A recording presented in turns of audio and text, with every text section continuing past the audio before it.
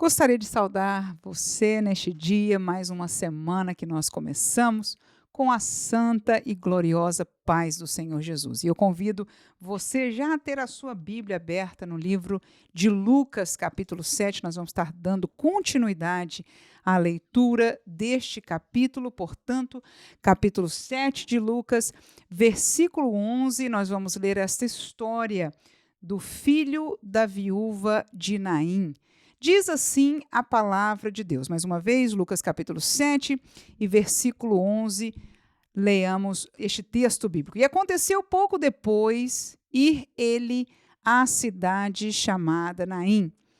E com ele iam muitos dos seus discípulos e uma grande multidão. E quando chegou perto da porta da cidade, eis que levavam um defunto, filho único de sua mãe, que era viúva. E com ela ia uma grande multidão da cidade. E vendo-a, o Senhor moveu-se de íntima compaixão por ela e disse-lhe: não chores. E chegando-se, tocou o esquife e os que o levavam pararam. E disse: mancebo, a ti te digo, levanta-te. E o defunto assentou-se e começou a falar. E entregou-o à sua mãe. E de todos se apoderou o temor, e glorificavam a Deus, dizendo: um grande profeta se levantou entre nós, e Deus visitou o seu povo. E correu dele essa fama por toda a Judeia e por toda a terra circunvizinha. Muito bem, queridos irmãos, estamos com este texto, este milagre de Deus, e eu chamaria este milagre extraordinário, mais do que uma cura, talvez um prodígio, algo maior do que uma cura normal. Há curas, não é? Há milagres de Deus, mas este é algo extraordinário. Verdadeiramente, não só no número de vezes que aconteceu, alguém ser ressuscitado de entre os mortos, mas eis aqui um milagre extraordinário da parte de Jesus. Ora, sempre que eu leio este texto, a palavra que me chama muita atenção, e eu já tive oportunidade de pregar sobre este texto pelo menos 2 vezes, é a palavra de Jesus no versículo 13, em dizer àquela mulher: não chores. Sempre me chamou a atenção o fato de Jesus ter a ousadia de falar tal palavra para uma mulher tão sofrida. Uma mulher que já era viúva, portanto já houvera enterrado o seu esposo. E agora estava levando para o cemitério o corpo de seu único filho. Verdadeiramente, no sentido humano, as realidades trágicas da vida foram muito fortes para aquela mulher, sendo quase loucura o Senhor Jesus falar tais palavras. No entanto, ele era o único que podia, com toda a autoridade, falar para aquela mulher: não chores. Por quê? Porque ele era o único que podia tirar daquela mulher toda a tristeza que ela carregava, e ele fez. A Bíblia diz que ele se moveu de íntima compaixão por ela, e ele chamou o jovem à vida de volta e entregou aquele jovem à sua mão. Então ele tinha a autoridade de dizer: não chores, e esta é uma verdade para nós. Quando o Senhor falar pelo seu Espírito hoje ao nosso coração que pode estar passando por determinadas calamidades, perseguições, dificuldades, sofrimentos vários, que a vida e a obra de Deus muitas vezes propõe para nós. Mas o Senhor é aquele que tem autoridade. E muitas vezes, pelo seu Espírito, diz a nós: não chores, porque Ele é aquele que pode mudar a nossa circunstância. No entanto, quando eu li este texto, hoje, me preparando para comentar com você, me chamou a atenção o versículo 16, porque neste sentido Deus tem falado ultimamente muito ao meu coração, glória a Jesus. E este versículo que eu compartilho agora diz: e de todos se apoderou o temor. Quem são estes todos? A Bíblia diz que havia uma grande multidão, todo o povo da cidade, né? estava junto com aquela viúva, não só aqueles que seguiam a Jesus, os seus discípulos e uma multidão, mas quando eles chegaram na porta da cidade, diz que com aquela mulher havia uma grande multidão da cidade. Então este milagre foi visto por muitas e muitas pessoas, era a multidão que vinha com Jesus e a multidão que estava seguindo aquela mulher a enterrar os seus filhos.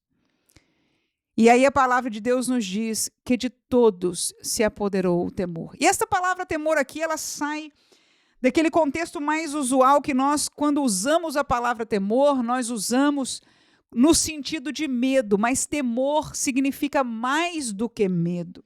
Temor significa o reconhecimento de Deus, da presença da pessoa de Deus e de tudo aquilo que Ele é e pode fazer, tanto para abençoar como para julgar.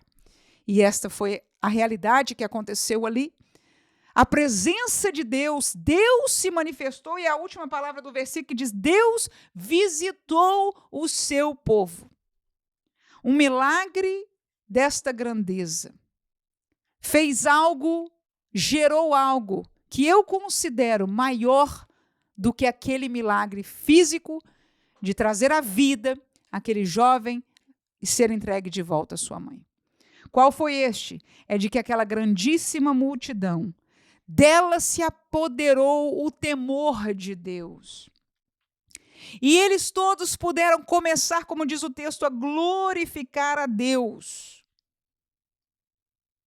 E nós precisamos orar ao Senhor e pedir que a palavra de Jesus que disse que nós como igreja haveríamos de obrar, de ser participantes destes milagres, da obra deste evangelho que era comprovada, era testificada com os milagres e prodígios da parte de Deus.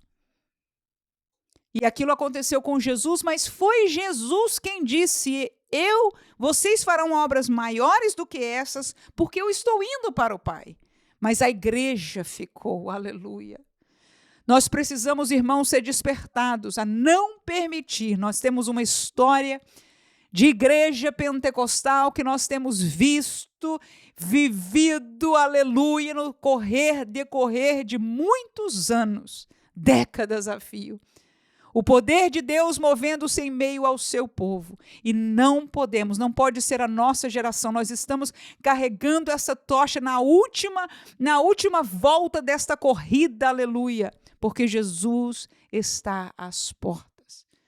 Mas veja, por favor, que quando o milagre de Deus acontece, todos receberam, se apoderou de todos o temor e eles começaram a glorificar a Deus, aleluia.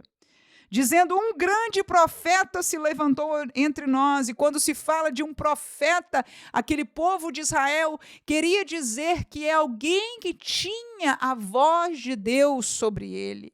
Alguém que estava representando a pessoa de Deus mais uma vez no meio daquela nação. Nós hoje não precisamos disso. Não haverá um outro profeta neste nível, neste contexto. Nós vivemos uma dispensação diferente, que a igreja como um todo é usada. Você pode ler Marcos 16, não é assim? E de por todo mundo, pregai o evangelho, e estes sinais seguirão a quem? Aos que crerem, todos nós, aleluia. Mas aqui estava diante de Jesus, a nação de Israel reconheceu: Deus está, e esta palavra final que termina. Um profeta se levantou entre nós, um grande profeta, e Deus visitou o seu povo, aleluia. Quando o milagre acontece, se entende que Deus está no meio daquela igreja, aleluia. Quando o milagre acontece, se entende que Deus está no meio do seu povo.